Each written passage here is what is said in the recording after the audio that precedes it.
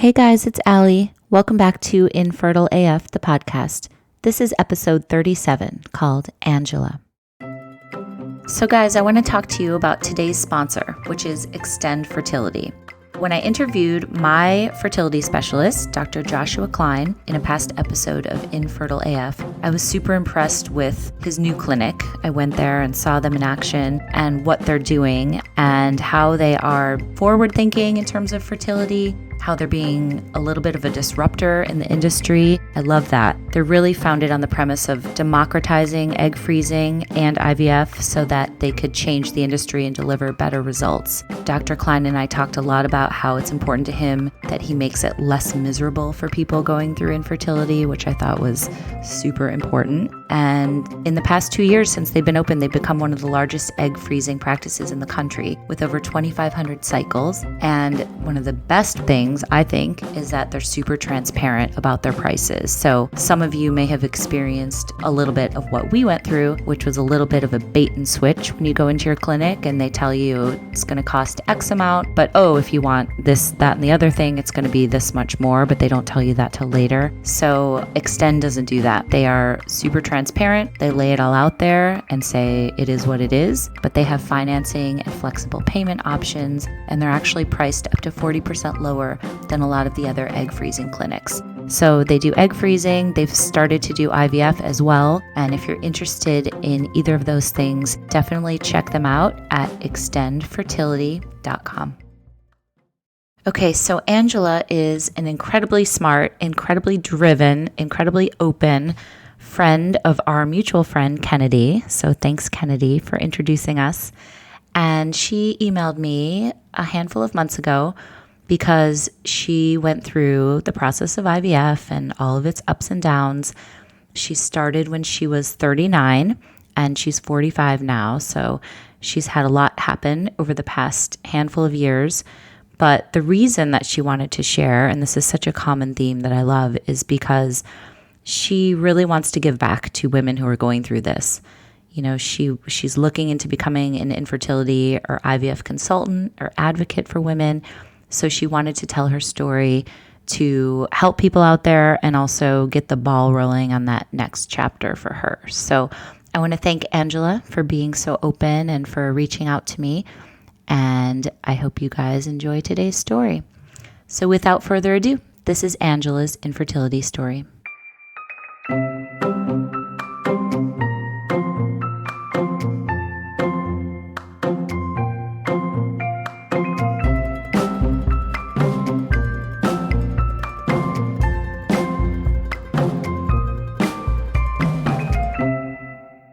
Hi, Angela. How are you? Hi. Very good. Thank you. Thank you so much for doing this. I don't know much about you. You're living in Los Angeles.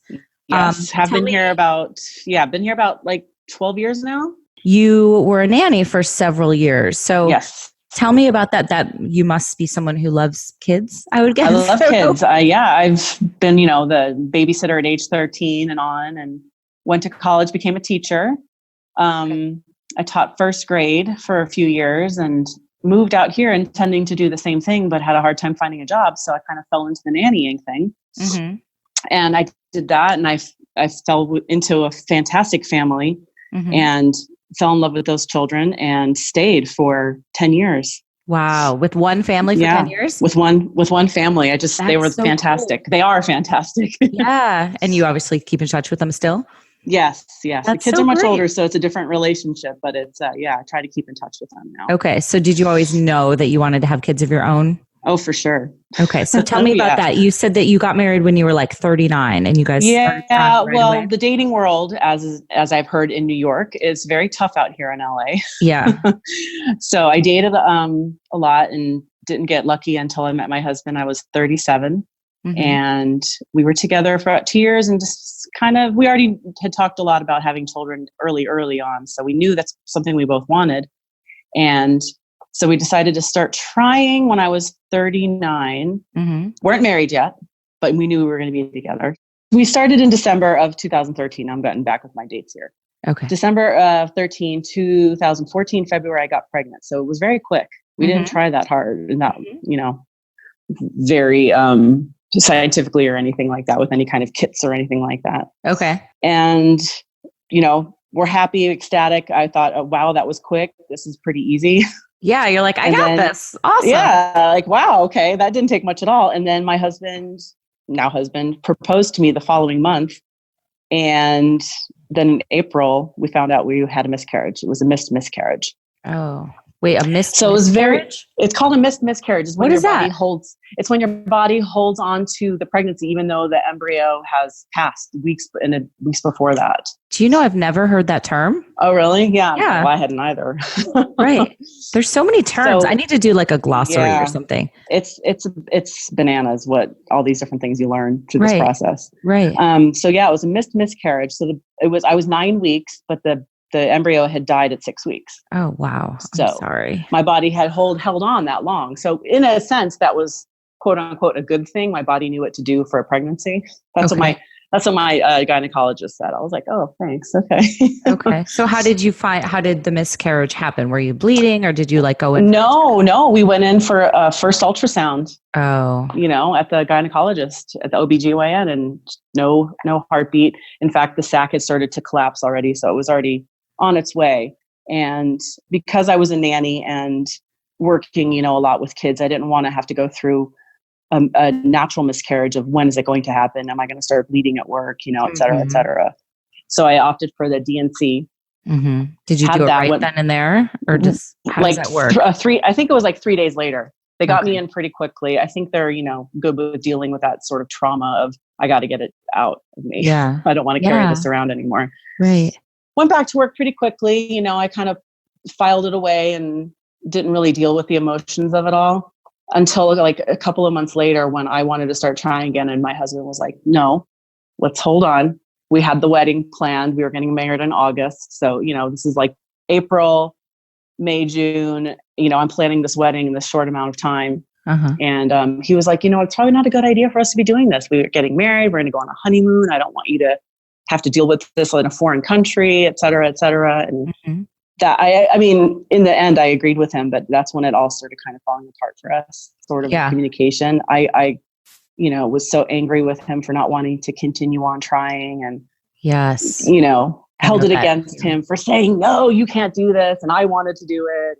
Yes. You don't understand what it's like to have a baby ripped out of you. And, just like totally crazy stuff. Like, I don't know where it was coming from. It's not crazy though. It's because that's how you felt at the time and it's happening, so I totally get that.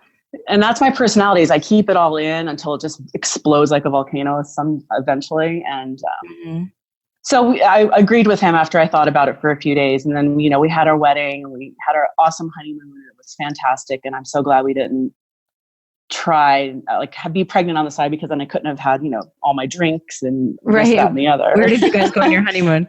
We went to St. Lucia. Oh, wow. Cool. So I spent a week drinking on the beach, which was amazing. Right. Sure. Yeah. So then we got back and that's when we started trying again. The doctor, I went to the gynecologist and I was like, listen, what should I do to, get pregnant again quickly? And she said, start measuring when you ovulate, get the ovulation kits, blah, blah, blah. Take your temperature. I did all that stuff. And then we got pregnant again pretty quickly in November. You did? Okay. Yeah. Yeah. And I found out I was pregnant on the day that the first baby would have been due. Oh, wow. My first due date. It was just like mindfuck. How did that feel? I mean, I was super happy, but also just, bittersweet. Yes. Thinking like this would have been the day I would have had my baby, but now I'm finding out I'm pregnant again, which, okay. Right. So again, we were super happy. Yeah. We were like, this is great. Like, okay, that one was a fluke. This one's going to be okay. I never thought that it could happen again. Mm-hmm. And again, we went in 9 weeks for the first ultrasound and no heartbeat. So another missed miscarriage, same thing, basically. Oh my gosh. Yeah. And did you have any sort of like symptoms or anything? No, or any feelings? No cramping, no bleeding. I had a feeling when I looked back on it, like this isn't going to work, but I kind of pushed that away. I was like, no, don't be so negative. Why do the baby will feel it, be positive, Right. Why do you think you had that feeling? Just, I started getting negative, I think, about the whole process. Like, right. This isn't going to work. This isn't going to work. But I just pushed it away and tried to be more positive. But I remember lying there on the table during that ultrasound after she told us, and just moaning I can't believe this is happening again. I can't believe this is happening again, you know? Yeah. I've talked about this with a number of people where I think one of the worst parts of this whole infertility bullshit is that appointment where you don't hear the heartbeat. Like, I think that is one of the most gut-wrenching moments. Yeah. And so many people have gone through that, and you had to go through that twice. I mean, I just remember before every appointment, you're like, please, please, please be a heartbeat. Please be a heartbeat. Please be a heartbeat. Please. And then it's just absolutely terrible. So your world is changed within seconds. So like I said, I was confident because I didn't have any like spotting or anything like that. But I also had in the back of my head, like, maybe this isn't going to work. Right. But I love that you say that you didn't want to think that way because the baby could feel it. Because I think that's so valid too, is like, yes, I know what you mean by that. Like, you just don't want to put anything out there. The negative. I don't want to try to be, like, I'm going to be positive. This is going to, exactly. Yeah. So the first ultrasound back, in March, my husband didn't come with me because I thought it was just, like a routine, checkup, whatever. Yeah. And so he hadn't come with me, and I told him this time, I'm like, you're coming with me. I want you there. And he was there, and we were just both crying together in that room. And that time I had started reading a little bit, starting to delve into the Google rabbit hole, and read that DNCs can leave a little bit of scarring in your uterus. So I wanted to avoid that. So I opted for naturally miscarrying. Okay. I didn't take any medication. I just waited for it to happen. And it actually happened about 2 days later, which again, I thought was like, my brain told my body, to do it. This is what's happening, like. Yes. And then I felt like that's how I felt, like my brain finally understood this is not working, and told my body to, miscarry. That's what I should have done 6 weeks instead of 9. Right. Do you think it would have been any easier at 6 weeks, or different kind of pain? Physically, yes. I mean, I don't want to get into the gruesome details, but at 6 weeks, your uterus and the embryo is much smaller than at 9 weeks. So traumatically speaking, it would have been easier. Right. Okay.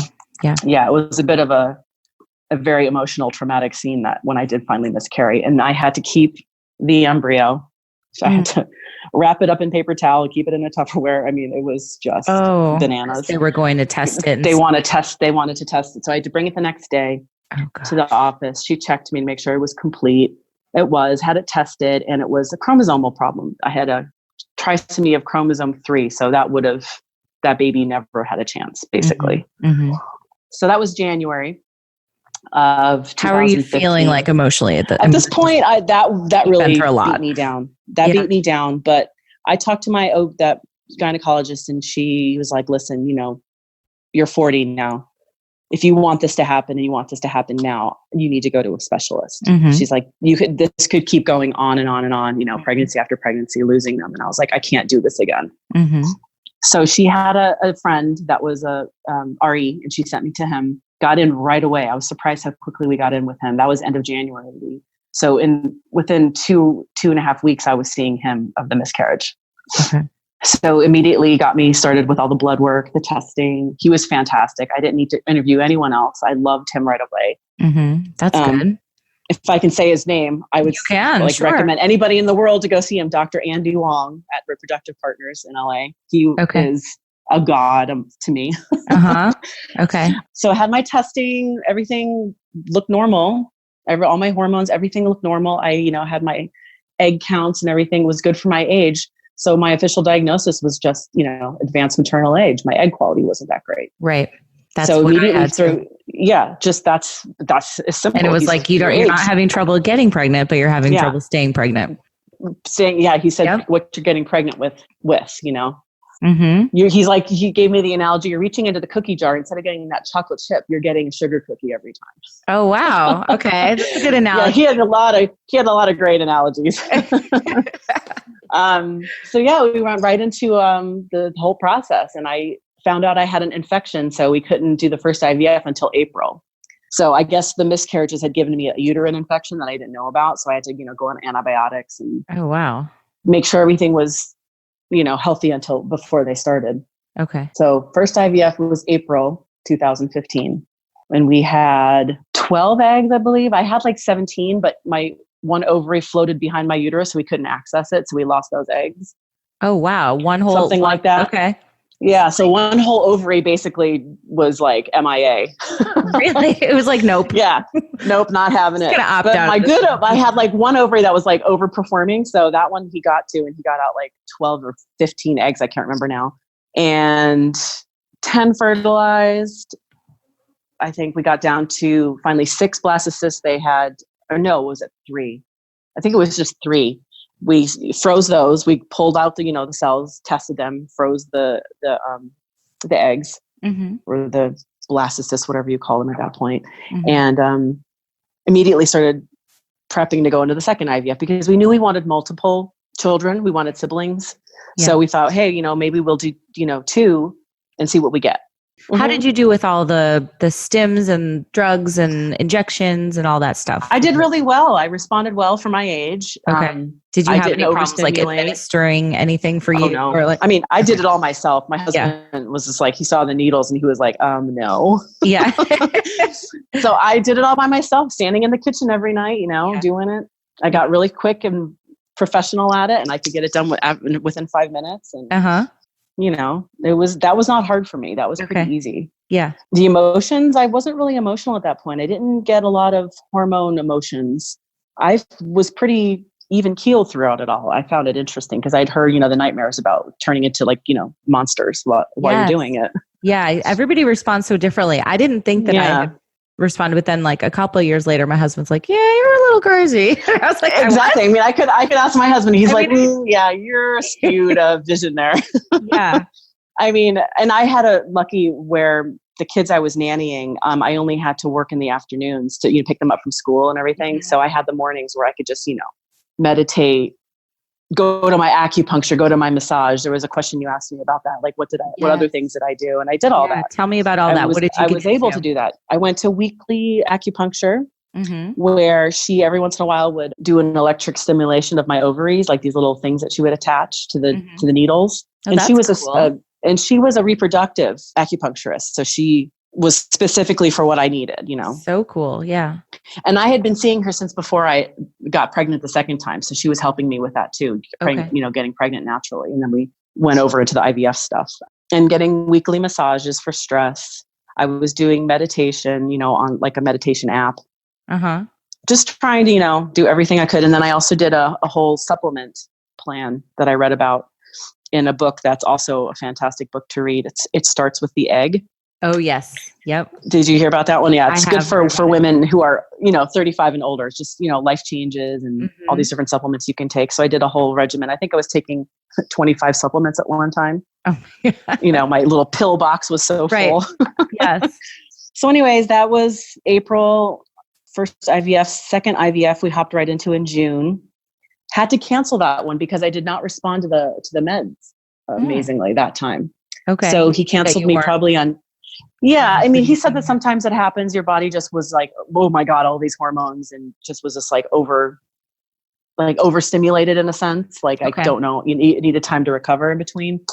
So we canceled that round like on day 10, I think, before the retrieval. That was probably disappointing though. It was very disappointing, but I completely understood. We had prepaid for 2 IVF rounds. And he said, if you cancel now, you can use that money towards a third IVF because you can go through with the retrieval. So I was like, okay, then we're canceling. Sure. Was everything like out of pocket? Because for us, yes. Okay, yeah, we didn't have any. LA, there's nothing covered. Only maybe some of the initial testing if they code it properly. Right. Okay. But yeah, everything was out of pocket. So we prepaid, and I was like, yes, because I wanted to try. He's like, we know your body can get over 10 eggs because I think I only had 5 at that point that he was seeing on the ultrasound. So we canceled. I ended up getting a cyst, didn't have my period for like 65 days. That was a whole nightmare that we had to go through because he, in retrospect, he said he should have triggered me out of that canceled round instead of just letting me fall out of it naturally. Okay. So one of those follicles that was stimulated turned into a cyst. Okay. Gotcha. So that's why I didn't get my period for so long. So waited for that to, resolve itself. It did. When you didn't get your period, did you think at all, maybe I'm pregnant? Oh yeah. Okay. I took, I don't know how many pregnancy tests, constantly negative, but yeah. Yeah, I thought I was That's another pregnant mind again. fuck, Really right? freaked out. Absolutely. Always thinking that, you miss a period by a day or two, I'm pregnant again because I know I can get pregnant, which is Right. just a nightmare. Mm-hmm. So then August, we went into our third IVF. Everything went well. Everything was just like the first round. We got the same 3 embryos. We had them tested. And so we had 6 embryos to test. We sent them all at the same time. We got 1 good embryo out of the first round. And the third round, we got nothing. In fact, they were like, I call them my Frankenstein IVF because all of them had like multiple chromosomal issues. Oh, wow. Isn't that And so it's interesting. cool Yeah, it's so crazy because that third round, they had suggested I go on human growth hormone shots to help my eggs divide better. It's this whole theory. I don't want to go into the science of it, but when you're older, your eggs don't, the chromosomes in your eggs don't divide as quickly, don't split as quickly as a younger person's. So they start like ripping and tearing, and that's how you get like trisomies and monosomies. Okay. So the theory is the human growth hormone will make the eggs, the chromosomes in the eggs split better. Gotcha. So your eggs are essentially younger. Mm-hmm. And so we didn't get anything out of there. We were both surprised. We were like, with the human growth hormone, you would have thought we got at least 1. Right. But no. Wow. That's when it all went downhill for me. I went into such a tailspin emotionally. And I was really in a bad place. And I remember I looked up on this Resolved, the Resolve website. Yes. It's the National for Infertility and, child loss and all that kind of stuff. I found a therapist nearby that is an infertility therapist. And I called up and I said, listen, I'm having a really bad time. I think I'm sinking down fast. I need help. And she got me in right away and went to see her and started right away, working through everything. And 3 weeks after that IVF retrieval, I found out I was pregnant again. Okay. Naturally, spontaneously. What? I know. What? It's all happening. It's like, it was just like fireworks. This is all these weird things kept happening. So, within the 2 weeks, to the therapist. And what were you, tell me, what were you feeling? Like, what were you like? I was feeling like a failure. Like my body is broken. I failed at the one thing that my female body is supposed to do. Yeah.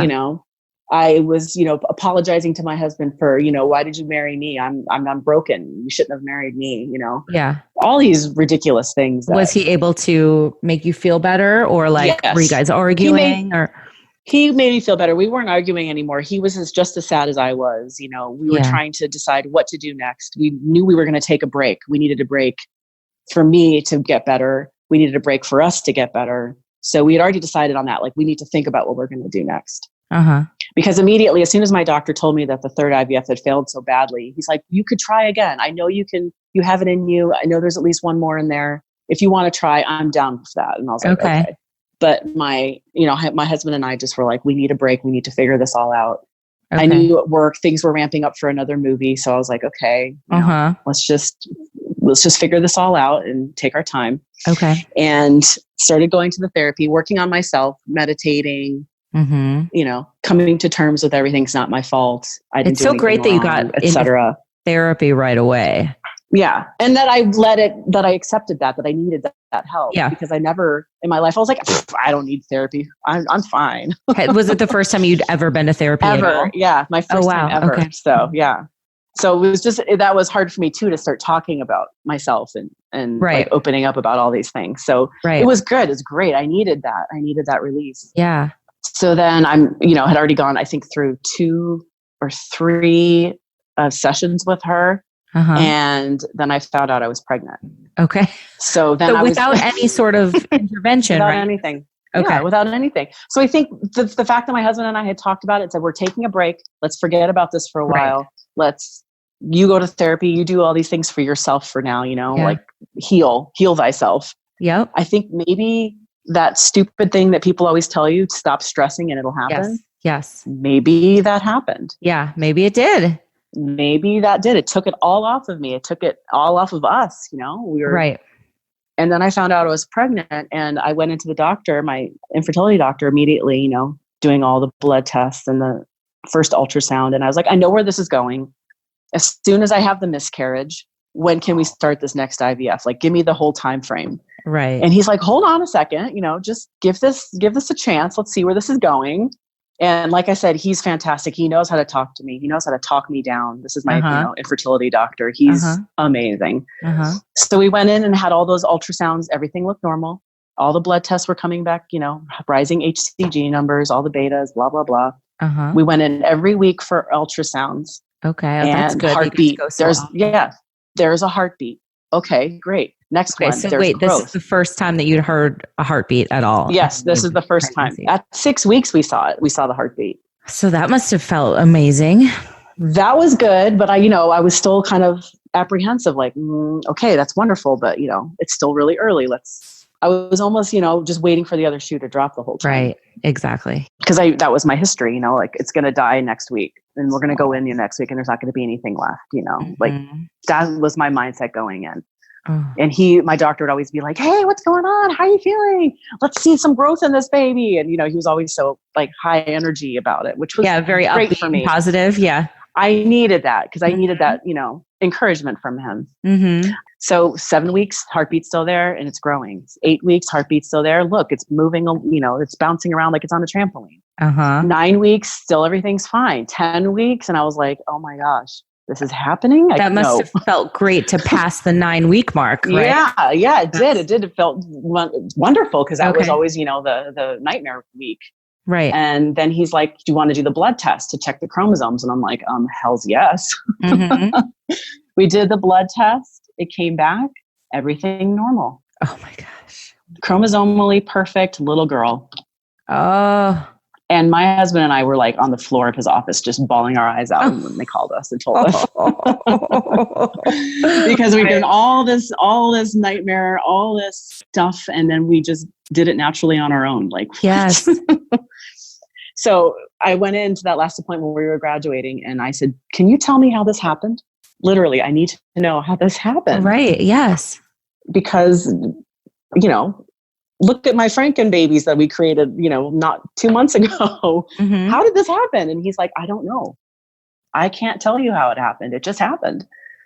My whole theory was that the HGH, that human growth hormone that I was taking, helped the eggs that were still tiny, the follicles, develop. And one of the eggs that, the egg that was fertilized and became our daughter was one of those ones that was helped along by the HGH. That's my theory, and I'm sticking with it. He said it was a good theory too. That was what popped into my mind too. And it's, knowing nothing about it, that was my first thought, was maybe the HGH. But who knows? Maybe it's a little bit of magic. Maybe the universe, there's definitely one of the little babies I lost came back to me. Who knows? Oh, yeah. But then, I start going down that road of, if I hadn't gone through all of that, the losses, the IVF, I wouldn't have my daughter now, because that's how it, she was meant to be. Right. So that pregnancy was wonderful, perfect. Everything was normal, the whole thing. She was born at 40 weeks.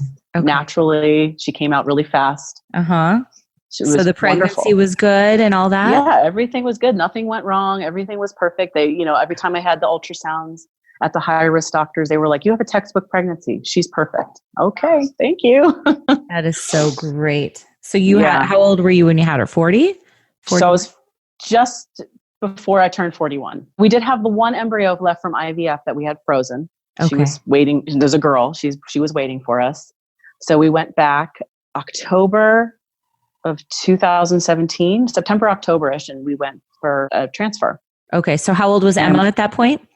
Emma was like 14 months, maybe. So just over 1.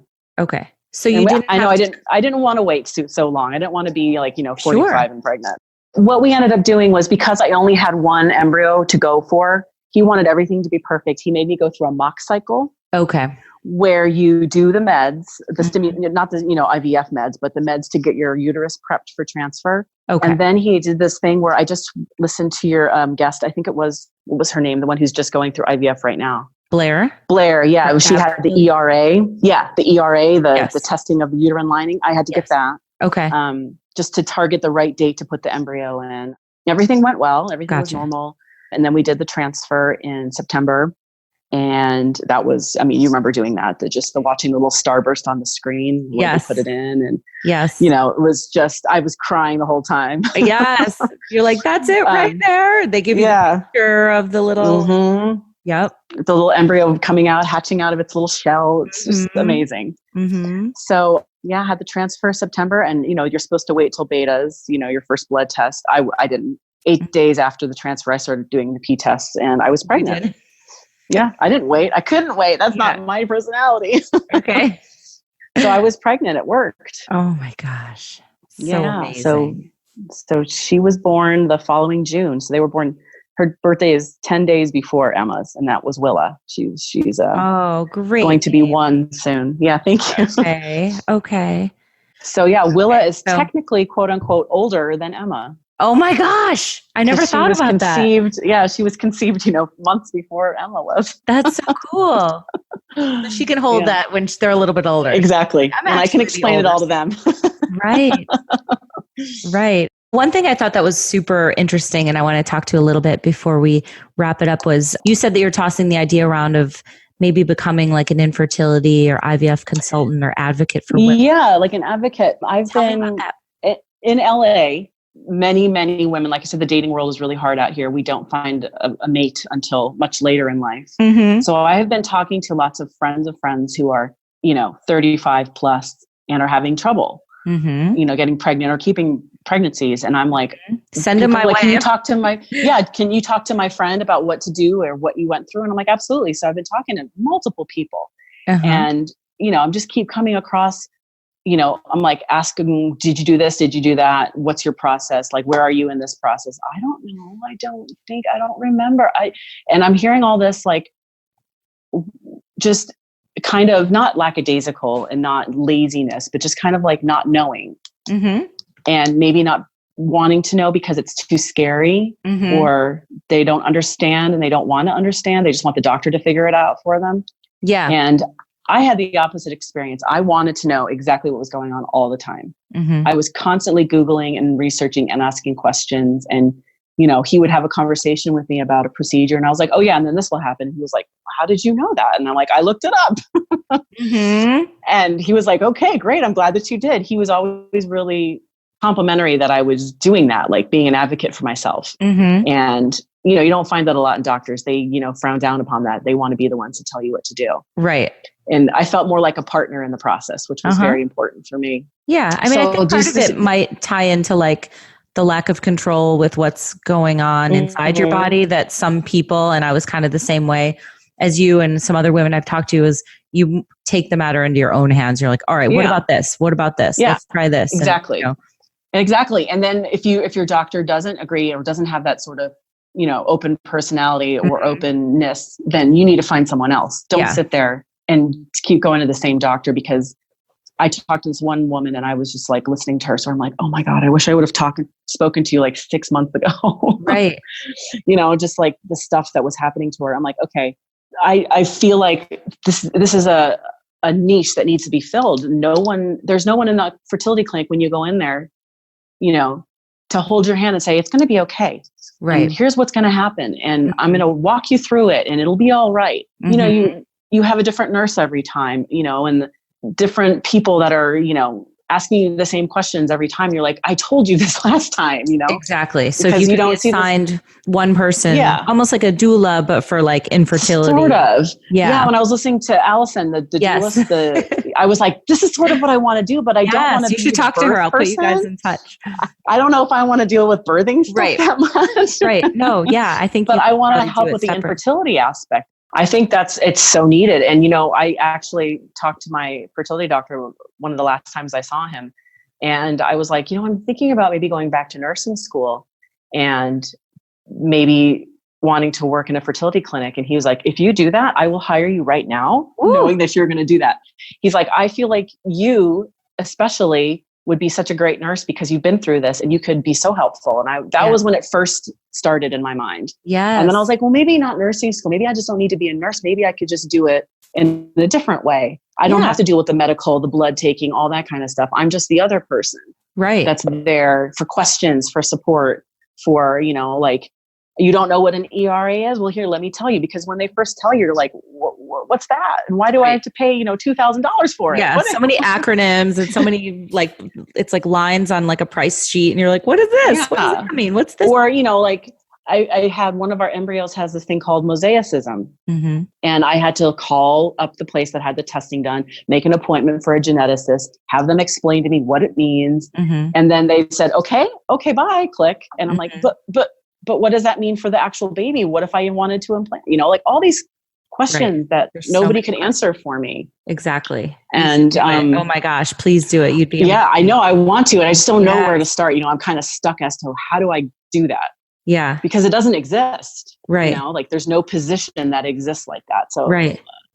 Anyway, so the newest development, like I told you, is I found out I was pregnant again on Mother's Day this year.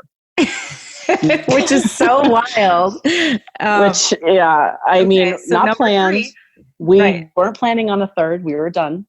But, I remember after having Willa, my second, my OB was like, okay, so what kind of, birth control do you want to get on? And I was like, I'm 43. I'm not going to get pregnant again. Are you joking? Come on. He's like, well, it's not uncommon, it can happen. And I was like, yeah, whatever. We'll be fine. So and here we go. So what happened? How did you find out? And I want to hear the conversation between. It's funny because I was the month before I had been like 5 days late and I took 2 pregnancy tests and they were both negative. So I'm like, oh, okay, I'm going through perimenopause. It's starting. My cycles are going to be all out of whack from now on. Mm-hmm. And fast forward to the next month, I was lying in bed one night and my cat came up to sleep on my chest. And he only does that when I'm pregnant. What? So immediately he laid on my chest and fell asleep. And I was like, oh no. Oh my gosh. Wait, what is this magical creature? Tell me more about your cat. Well, do you know animals can sense your hormone shift? Okay. Dogs more than cats, but they've documented cases of this happening. And he's only done that when I'm pregnant. The 4 times that I've been pregnant. The only times he climbs on my chest and falls asleep is when that happens. So he did that. When you start your new career as this consultant or / advocate, you need everybody get a cat. You need to have your cat with you in the office. Women can lay down and then the cat will. Exactly. He'll be the cat, I don't know, guru. Exactly. So he laid on my chest and it was, like 1 a.m. or something. And I pulled up my little period tracker app and I looked at it and I was like, oh crap. It was like 4 days late. But then I was like, but I was like this last month and there was nothing happening. So it'll be fine. So I went to Target and got a pregnancy test the next day after I woke up. And then the following day, which was Mother's Day, took the pregnancy test. And with my little baby pulling toilet paper off the roll. And I looked down and it says pregnant super fast. And I just curled up into a ball onto the floor. And I started chanting, oh my God, no, oh my God, no. My daughter bursts in, starts patting my back and saying, what wrong, Mama? What wrong? Oh, was that Emma or Willa? Yeah, that's Emma. No, that was Emma. Okay. Willa's still pulling toilet paper off the roll. My husband's like, what's the matter? And I just held up this stick for him and he looked at it and he was just like bug-eyed. Oh my gosh. And so that was that. And it's just, ever since then, we're just totally in shock. I'm sure. So this is such a new development. This has happened since before we've originally emailed, right? So Isn't life amazing? Oh my gosh. It's bananas. So crazy. But again, I'm trying not to be, a Debbie Downer and, like, I know where this is headed, Sure. It's still very early for you, right? Yeah.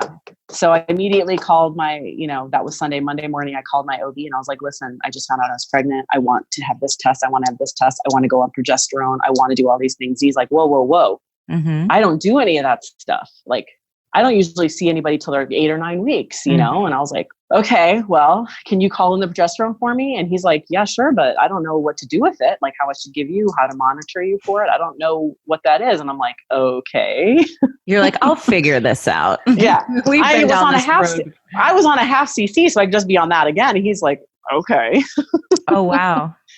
So I called my fertility clinic, my old fertility clinic, and I was like, left a message. I'm a former patient. This is happening. I need help. I need advice. A nurse called me back. She stayed on the phone with me for a good half hour, just talking me down off my ledge. And she said, just come in to see us. Just come in. It's fine. Make an appointment. I'll send you up to the, transfer you back up, make an appointment. Dr. Wong will see you. No problem. So I see him on Friday for our first ultrasound. Hey guys, it's me. I wanted to pause Angela's story for a second because after she and I talked the first time, things didn't exactly turn out as she was hoping. She emailed me that things had taken a turn for the worse, so we reconnected, and this is the second part of our chat. We pick up where Angela is telling me about going in for her first ultrasound.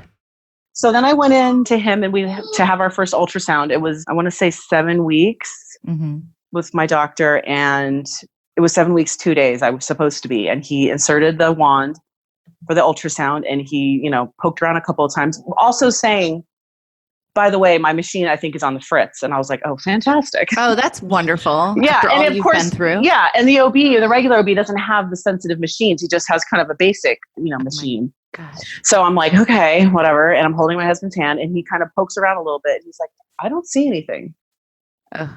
There's nothing in here. So he took the wand out, kind of poked around, looked at like some of the ovaries, and kind of looked around, in other areas. He's like, I don't really see anything. How many weeks are you supposed to be? And I went back over the dates. He's like, well, maybe your dates are wrong. And I was like, okay, listen, dude, with my track history, I am like type A control freak I know my dates. I know when I ovulated. I know it to the minute almost. You know what I mean? Like when you go through what we've been through, you know. Absolutely. There is no mistake. So he's like, well, let's just give it some more time and you can come in again. And we'll do another blood test to see where HCG is. He was kind of very like lackadaisical about it, where I was totally freaking out at that point. Like there should be something in there. I know what I should be seeing, at least a sac. Something to, warrant these high HCG numbers. Hadn't had any bleeding or cramping or anything yet. So I knew I didn't have a miscarriage. So he sent me home and kind of was like, we'll see, come back in 2 weeks and we'll have another look. In 2 weeks? Yeah, in 2 weeks. And I was like, how are you supposed to get through that 2 weeks without like freaking out? Yeah, exactly. So I was just having like an anxiety attack on the drive home. And, husbands as they are, he was very like, well, let's just like see what's going, like, why don't we just wait and see? And I was like, nope. So I immediately, and I'd already been sort of in contact with Dr. Wong before that, like via the office, and I was going to have a phone consult with him. I immediately called his office and I was like, I want to cancel the phone consult. I need to come in. I need to see him. I need to find out what's going on. And I left him, I emailed him, I emailed my main nurse from back in the day, and they both got back to me quickly. I was crying, hysterical with him. And please, can you see me? I'm begging. And he's like, no, you don't even have to beg. You're my patient always and forever. And that really set me off. I was like, oh my God, thank you so much. Yeah. So immediately they wanted my blood work numbers, and the other doctor's office wouldn't give them to me because he hadn't seen them yet. The other doctor, my regular OB, they can't give me the numbers over the phone. So I told my Dr. Wong that, and he's like, don't worry about it. We'll find out. They called the blood lab, got my numbers, called me back within a half an hour. They're like, it's going up. We need you to come in right now. It's going up. Okay. The HCG it wasn't doubling. It wasn't where it should have been for that time frame. Okay. So we knew something was wrong, obviously, and also not seeing anything on an ultrasound. So immediately, I'm packing up the kids. I'm freaking out, calling the husband. This is all happening on another day, not the same day within that first ultrasound. And I get there, the waiting room is full. I've got my 2 girls with me. I'm getting death stares from other women because that's what I used to do when women came in with children. Oh my God. Yes. I'm sorry. I'm not, I just felt really bad about being in there with my 2 kids, but I had no other choice. What's so funny? Do you watch that show called I'm Sorry, actually, with Andrea Savage? Yes. I was just watching that this morning. She's hysterical. I love that show. And she is hysterical. You're right. But there's an episode where she goes in to get, fertility checked out, and she brings her older daughter. And I was like, oh my God, this is so realistic. It was so realistic. Yeah. Because I remember that look I would give other women. I'd be like, why are you in here? You already. And she's like, maybe we should have left her at home. And like her husband's like, it's fine. And then they get in and everyone's like death staring them. Yeah. Yeah. So, I'm sitting there. It's busy. It's a very busy office. I finally get in. My Dr. Wong was there, but he was consulting with other patients. So I saw another doctor, which was fine. And immediately the machine was beautiful and, detailed. And I was like, this is going to be good. He went in there, found something in my uterus, found ectopic in a fallopian tube right by the ovary. Oh. So it was, they can't confirm it. They will not say, officially, because there were no heartbeats. Okay. But it was my opinion, my personal expert opinion, it was a twin pregnancy. Yeah, because the HCG was so CG high. was high, but Yeah. it was low enough for it to not be viable at all. Oh, There I'm were no so heartbeats. sorry. It was, yeah, I mean, one was bigger than the other. You know, the fallopian tube one was an actual, like, a sac. The other one was sort of already collapsing. So there were lots of theories shot out kind of in that office. But, Yeah. the fact of the matter is that it needed to be resolved because it was a dangerous situation. Yes. If that bursts, you have internal bleeding. And, yes. Thank God that you, again, you're such a good advocate for yourself. Thank God you went in. Yeah. I mean, think about that. If I had waited 2 weeks, that would have just kept growing until, it finally burst, and I would have been in the hospital. You can die from that, from the internal bleeding. Yep. I was so livid. I was so angry at that other doctor. Yeah. And still, he did not, I had called him so many times. He still had not checked in with me until after, like 2 days after I'd seen Dr. Wong. Hey, just call him, check in, see what's going on, blah, blah. Wow. Very like, doop, doop, doop, doop. So I was livid, but I was also so happy that I was able to see my other doctor, the old Dr. Wong again, that he just took such good care of me. I didn't have to do surgery, thank God, because there was no heartbeat. I guess that's the kind of the line they draw in the sand. If there's a heartbeat, then they have to do surgery, but they just give me a shot called method something or other, dextrate. Okay. Yes.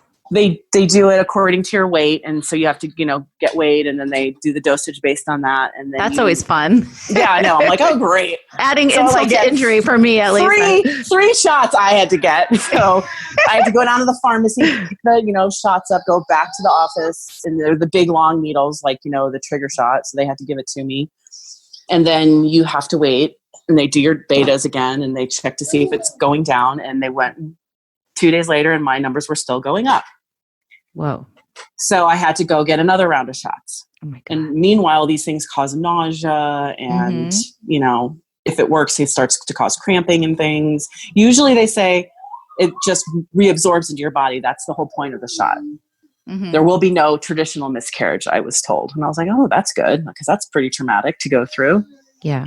Wouldn't you know it, one day I'm standing here making breakfast, and I suddenly feel cramping. Oh. Heavy, like I know this, every 5 minutes. And I'm like, okay, I'm up by myself with these kids. What am I going to do? I run to the bathroom, and I had a miscarriage. Oh. So that was my kind of like, this was a twin pregnancy. That was a sac. This, and I called the office, and I said, this is what happened. And they're like, okay, are you all right? Are you bleeding? Blah, blah, blah. No, I'm fine now. Went back in for my beta check again, and it had dropped like crazy. Dropped. So she's like, okay, that was good. You passed what it was, and now your betas will continue to go down. And they did, but it took a while. I wasn't until mid-July when they were finally back down to 0. Oh, so rough. It was sort of traumatic, but at the same time it wasn't. I was so distracted having, these 2 young kids running around. Yes. We can hear one of them in the background there. Yeah, I want to point out that, which is like real life. I get it. Yeah. And so I was very distracted, and it didn't really hit me until recently, I want to say last month, when a friend of mine who I had confided in that I was pregnant again, she had told me she was as well. And we were both kind of like, oh gosh, like, what are we going to do? And her pregnancy was fine and continued on, and she's due in 4 weeks, I think. So seeing her belly, and just, I started like before with other miscarriages, started to seeing pregnancies everywhere that I went. Yes. Everywhere, Target, the grocery store, blah, blah, blah. I just was seeing it everywhere. And I started thinking wistfully, mostly like, oh, what could have been? Right. And then I started going down the rabbit hole. I started Googling the due date. Oh. I started Googling, looking at the videos of what the baby would look like now in utero, and, the milestones you've been reaching. And then like, oh, I would have hit viability day this day, and I just started doing that stuff. And it was just, self-sabotage, really. Yeah. But it's because like then I would mechanism too. Yeah. Yeah. And because I would look at it with my brain and say, oh, we can't afford this. And I've got too much on my plate with these 2. And I'm too old. I'm 45. That was such a high risk pregnancy. Especially me too, twins. girl. 45. Yeah. Yeah. Like, especially if it were truly twins, like had it all worked out like it should have. Like I would have been having those babies now. because it was the due date was January 15th and they don't let you go that long, et cetera, et cetera. Wow. So, I kind of confided in my husband about how I was feeling. And he's like, yeah, but silver lining. And that's not the right thing to be saying. Right. You know this. Totally. And that's what everybody says. Like, people say things to try to, help you, but it's the wrong thing to say to someone. Yes. And my one friend who had previous issues, pregnancy and getting pregnant and keeping pregnancies, she brought up a good point. She's like, after your other miscarriages, you had my first child, and then you had your second, and you had something to fill that hole. And now you don't have anything to look forward to. You're not going to have any more kids. You're done. This is it. And I'm like, yeah, that's kind of where I'm at right now. Like coming to that realization that this is over. This is done. This part of my life is done. Mm-hmm. So it's like such a different feeling from the infertility thoughts. Right. Because it's like, well, it's just biology pretty much. Yeah. This age. And like I said, to that one email to you, it's coming to terms with the passing of the age of fertility or something like that. I read somewhere. Yes, exactly. And that's what it is. It's sort of like a little bit of a mourning period. Like, oh, that's part of my life is over. I'll never feel another, kick or do that again.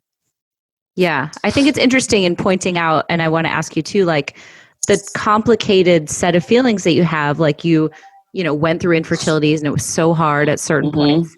And then when you got pregnant again, did you feel a little bit like conflicted because you were like, I wanted this so badly, but now I'm not sure. And like, I did have a lot of guilt because there were a few days where I was like, we can't do this. We're not going to do this. Right.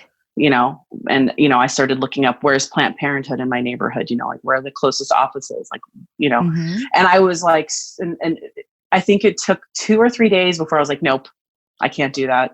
That's like a big slap to the universe, right. After all that we went through, and suddenly like, you're going to have a baby again and this is natural and you're so lucky and don't you dare do anything to not make that happen. Yeah. So I was already sort of resigned and bonded with the thought of, there being another baby. And so, I was accepting it at a certain point. My husband was not. And, he was just very like, I don't know. Yeah. Of course, he's like, I'll support you with whatever you choose to do. But right. And then did you have feelings afterwards when it didn't work out that like, if only I had wanted it more? Mm-hmm. Oh yeah.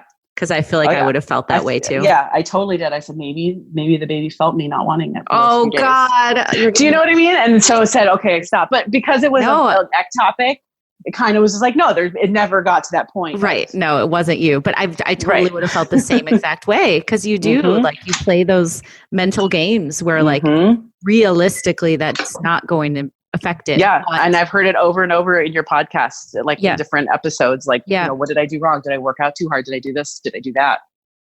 I didn't do anything physical that scared me, thinking, it was just my mental state for those first few days where I was like, oh, I willed it to not happen. Oh my God. I totally know what you mean. I think a lot of people will understand. Yeah. So that's where we're at right now. It's just, it resolved and it's good. And, it's just going to take me some time to kind of, move on. And I'm, like I said, it was hard last month, but now I'm kind of like, even if it had gone, past the point of, okay, it's viable, it's good, we're going, all the testing I would have had to go through because it was a spontaneous pregnancy at the age of 45. Mm-hmm. All the risk factors coming with that and the high risk for me and everything. Right. And I was like, oh my God, that would have been so stressful. My mom would have had to come here to help me take care of my kids. What if I'd gone on bed rest? Like, so I'm like, oh, I see why my husband says silver lining. Okay. Yeah. It does. So I'm able to really kind of let my brain take over with the, intellectual part of it. It's hard though, when people say things like, well, it's for the best, like, and that doesn't help at all. Yeah. So I mean, it's 2020 is a year for me to just reset myself, my body, maybe go back to therapy and work out the stuff that's lingering. Yes. I did that before between miscarriage, between IVF and getting pregnant for the first time, that stuck. So it was very helpful. And I wish I would have stayed with it, but I stopped. I thought, hey, I'm pregnant. I'm cured. Woohoo! Right? Yeah, totally. It works. I don't need to come to you anymore, lady. Goodbye.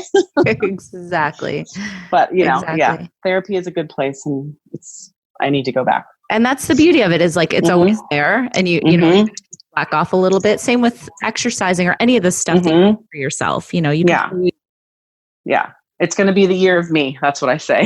2020, the year of you. I like it. The year of me. I love it. I'm excited for 2020. Going back to like, trying to figure out how to work in this field of infertility, because it's become such a passion. Yeah. So what's the latest with that? Well, I've done a lot of research, and, it's very up in the air at this point because I have such young kids. So I can't really devote tons of time to it. But I think where I'm going to go is maybe doing fertility coaching. Cool. I would love to become a nurse that works in a clinic, but it's very intense. The program to go back at this point. You have to, like actually be on nurses' schedules, like the hours, and I don't have childcare and blah, blah, blah. So I think the fertility coaching is something I could do first. And if I wanted to go back and do the nursing thing later, that's something I can do. That's really smart. And I think you'd be great at it. So yeah. I think you should do it for sure. Yeah. I just know that when I went through it, and I've heard this many times on your episodes, that there was always that wish that you could have talked to someone who knew where you were coming from and what you were feeling. And when you go into those IVF clinics, the nurses are there and they can support you, but 99% of the time they've not gone through what you've gone through. Exactly. I remember one episode you had, and she was like, but we were best friends with my nurse and I. But yeah, the nurse like ghosted her. Yes. That's how you feel, because it's so personal and so emotional. Yeah. That you need someone to have that connection with. And I was like, I could be that person, because I love connecting with people like that. Definitely. So, and a side note, when we finally went in for our last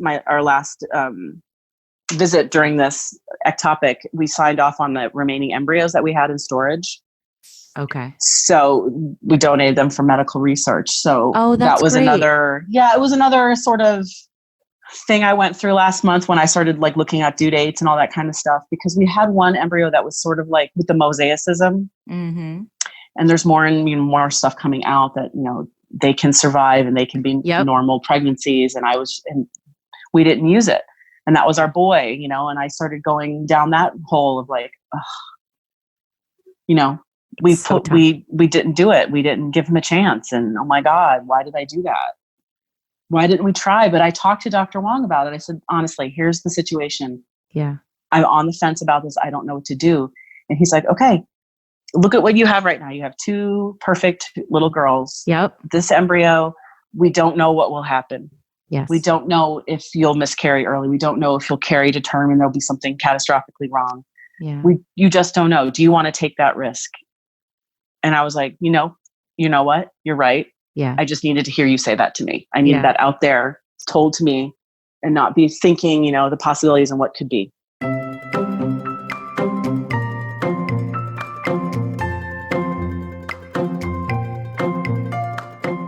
Hey again, guys. Thank you so much for listening to my conversation with Angela. Because it is Thanksgiving week, I just wanted to share a little something that my friend and SoulCycle instructor Noah said last night in class. He was talking about how this week everybody's talking about being thankful and being grateful, and that is obviously wonderful, and people should be doing that every day if they can. But he also mentioned that grateful should also be an action word. And it got me thinking, what can you be doing to give back to your community? In addition to being grateful for what you have, how can you be helping others? So I'm going to make it my mission this week in particular to really be helping and really be giving back as much as I can. And I hope that you guys are inspired to do the same. So thanks again for the support and for always listening. If you need anything, you can reach me on Instagram at Infertile AF Stories, or you can email me at infertileafstories@gmail.com. So happy Thanksgiving to you and yours, and I will talk to you guys next time.